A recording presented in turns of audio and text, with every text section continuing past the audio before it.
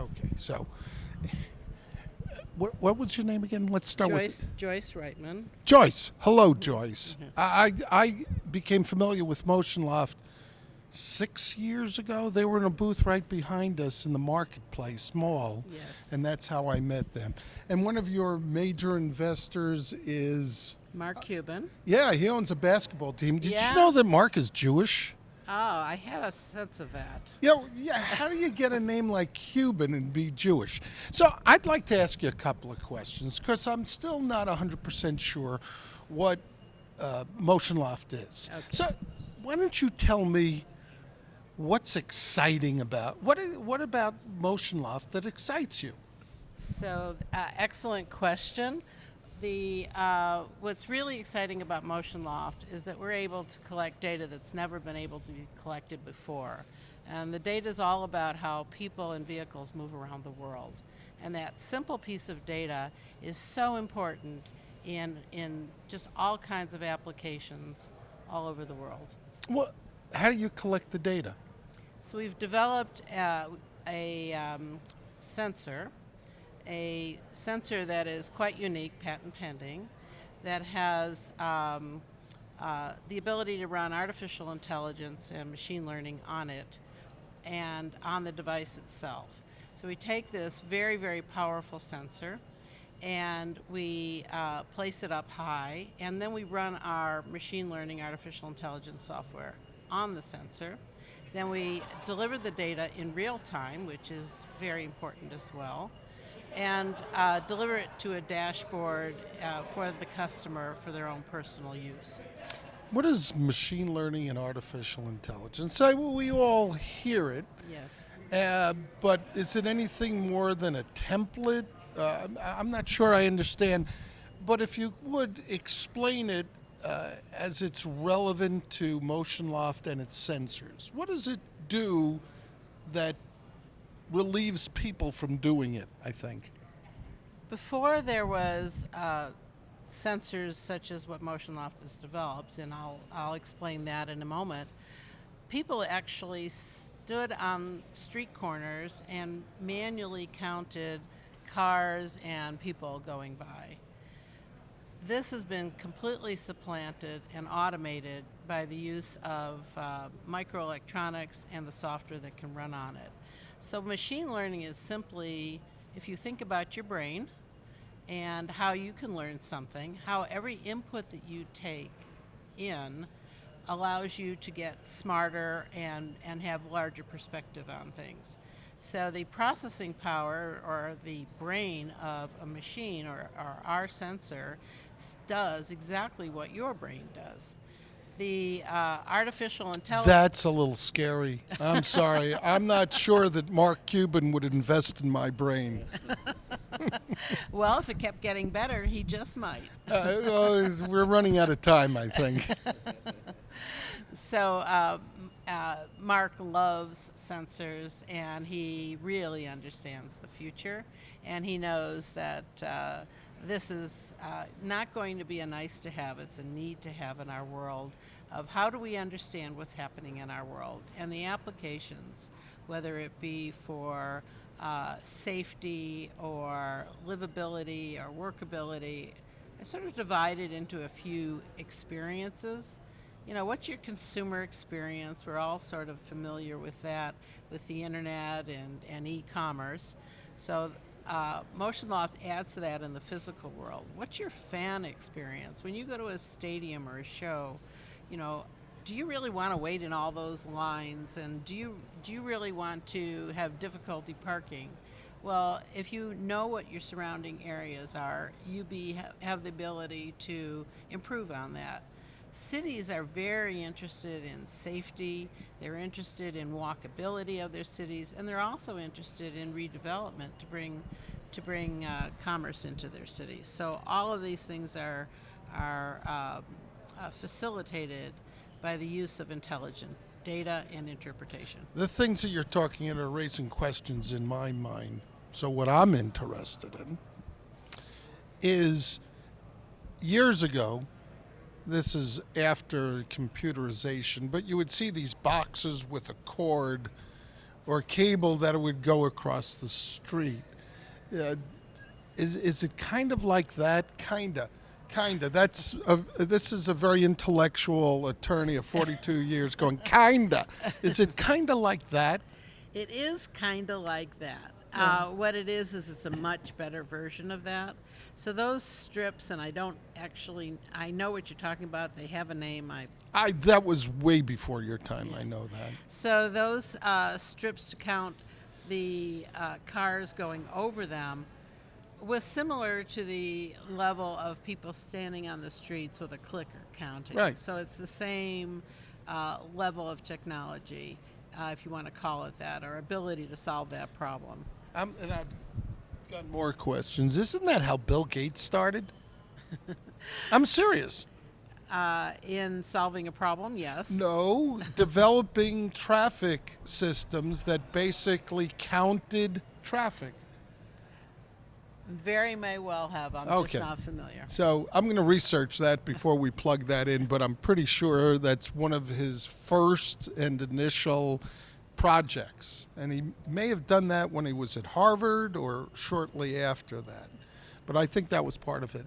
The next question I have for you is, how do those old boxes with cables that went across the street differ from what MotionLoft does? Well, in the very first blush of that, there is no processing power in those. There is a sensor. There might be a physical sensor that takes the impact of the car going over it, but it is a far stretch from, and it might be connected to a small processor wired, further away, that essentially, like a calculator, collects that, time after time. But that's entirely different than having a brain that's really taking in the scene in front of it and analyzing it. And I could get really nitty gritty into the weeds on that, but you probably. Well, but MotionLoft, your sensors, when you said taking in the scene, what do you mean by that? Oh, that's a great question too. So on the That's my job. I know. That's why they pay me the big bucks. Yeah. Thank you very much. The sensor itself has 2 cameras on it, and that gives you a stereoscopic vision. So when I say see, it's because it is vision based, and it's essentially like your 2 eyes. You can take in what's in front of you, and you also, with your 2 eyes, you have other capabilities such as depth perception. So if somebody is walking around on a path, you have the ability to understand that path tracking, which is one of our features. We also have a feature called engagement. Somebody stands still or a vehicle stops, that we can calculate all of that as well.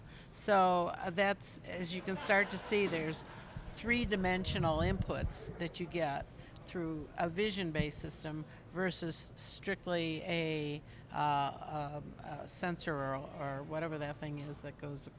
Does MotionLoft have the ability to read expressions? So with computer vision, there is the ability to read expressions and emotion. They call it emotion, they don't call it expressions. And that is all based on, if you think about object classification, we're all objects, we're people, and we have different features associated with us. We're male or female, and the ability to take those classifications and build them into a library of classifiers allows you to say that person is smiling, laughing, crying, emotions. So your sensors, as I understand it, and please correct me if I'm wrong, they don't just count. I picture in my head one of your sensors at the back of a supermarket or something, or covering every aisle in a supermarket, and can literally not only see where people are going, how long they're staying in front of various items, but actually read their expressions and determine or try to calculate their emotional reaction Quotient, yes. as they're standing in front of looking at a box of Raisin Bran. That's, You know, they can go, or obviously I'm overdoing it, but if now to me, that's AI. If you could read my expression when I walk into a supermarket and I just kind of glance or I'm looking around and then interpret that, that you can then take that data and go, you know what, that's the wrong location, or the box maybe is not branded properly. To me, that's artificial intelligence. And can MotionLoft actually, or to what extent has it gotten there? so some of what you said is the present, and some of that is the future. So what's present now is all types of movement. You know, what is the path? How long are they staying there? What direction are they going? And there's and the expressions is definitely in the future. So right now what MotionLoft can do, is it a man, is it a woman? And 3 different age groups. Is it a child? Are they up to age 40 or are they over age 40? That is the present. The future are some of those things that you're talking about. Now I want to bring up another thing that maybe you haven't considered is predictives. So when you think about artificial intelligence and you think about data, think about predicting. So we're doing some things I think is really cool right now. We want to know, how does the weather predict the data of people walking on the street? And that's another very simple fact, but you can understand the importance of that for marketing and for all types of purposes. So with our unique data that we've created and continue to gather, we can actually predict how many people are going to be on that street, if it's going to be raining, if it's going to be sunny. We all know generally that people might not go out in the rain, but we don't know how many, and we don't know what time, and we don't really have a finer tuned sense of that. So, Here's the hardball. okay. I gave you the softballs, but here's Okay. the hardball. I'm a little uncomfortable about having a camera watching me. Yes. So privacy is a hot topic now. Yes. How do you deal with that?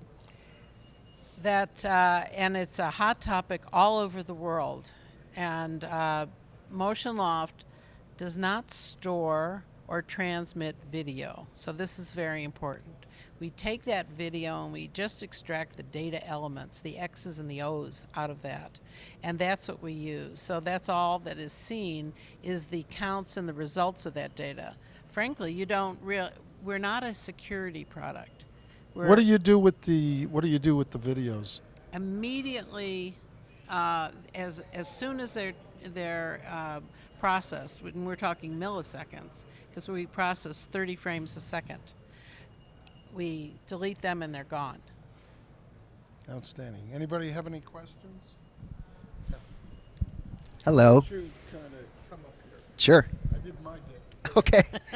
I have a question, actually. This came up in the news yesterday. Andrew Bermudez with Diggs Hi, AI. Andrew. How are you? Nice to meet I'm a big you. fan of MotionLoft. Oh, thank you. Um, Wouldn't be Amazon now, would it? no, it's actually Amazon, yeah. Yes. So Amazon, it was, I don't know if it was found out or announced, but they're selling this product to the police departments. Facial recognition. Facial recognition, that's right. And Yes.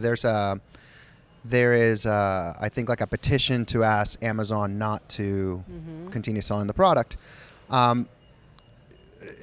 Although you have these security measures where you delete the video, which does a lot of this red tape and being able to acquire a customer, et cetera, I can understand that phenomenal way. But I think that over time it's going to go to facial recognition and you can't hide anymore Yes. because everybody's watching. We're just not storing and processing the data. That's a human being. Where do you see it going? Well, And I know you're going to say carefully because you're with MotionLoft, so. thoughtfully, I think, is the way we should be approaching it. You said one thing there. Remember that they tied it back to a database. So we all think about that we can, Hollywood influences our thinking about artificial intelligence way too much. What they show there doesn't really work. the police and the FBI and our government agencies have databases. You know, every time we take a DMV picture, passport picture, that's in their database. Corporations don't have access to that. They might take, you think about Facebook, you know, millions, probably billions of images, and people are willingly giving over their privacy to Facebook and posting all those images. Facebook can use all those images; they're stock images.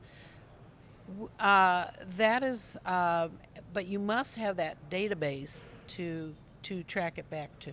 Without that database, you just have a lot of images, and you might be able to use those images to say it's a man or it's a woman or certain other or certain ages, like we're doing, but it doesn't. MotionLoft is interested in what you are, not who you are. Very important distinction. I don't know what Amazon's going to do. I would be worried, a little more concerned about Facebook and Google than I would be about Amazon. Yeah, that's fair.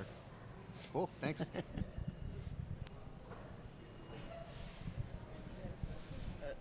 I have a question.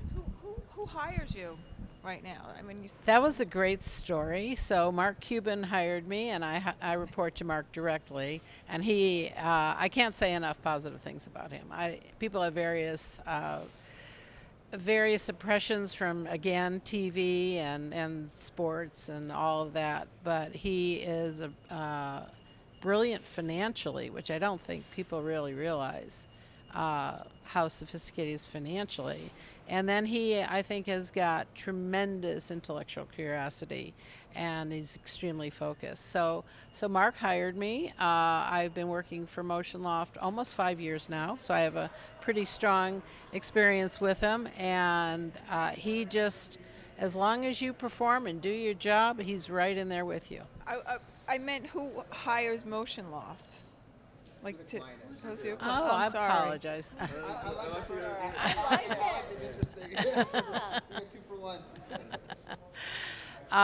So cities hire MotionLoft. We work directly in cities. We're installed here in Las Vegas, for example, at over 20 intersections, and that's growing.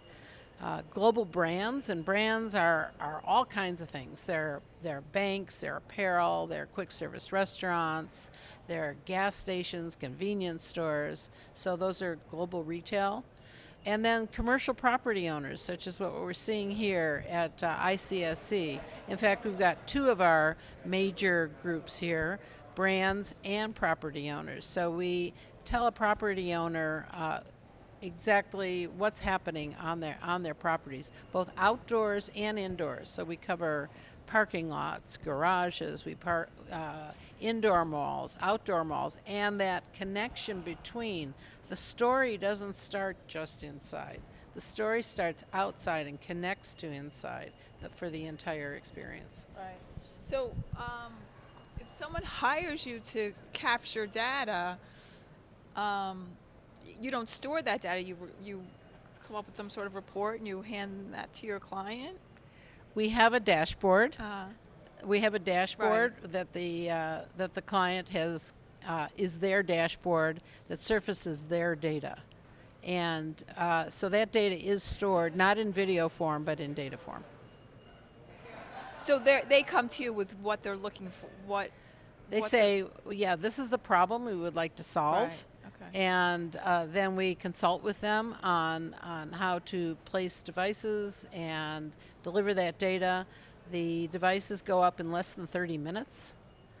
All they need is power, and we connect them with an account manager to their dashboard, and they're off to the races. Okay. Interesting. My question is, have you ever been involved in a lawsuit where your records have been requested for insurance reasons or any other reasons? Since we don't have any type of video and we just have data, we haven't been approached that way. I think if there was a security issue and the FBI wanted to say, was that bad guy over there? We don't have video, so we have no ability to provide that type of information.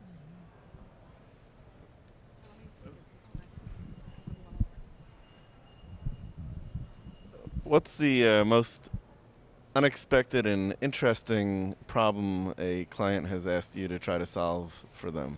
I'll pick one that just happened yesterday.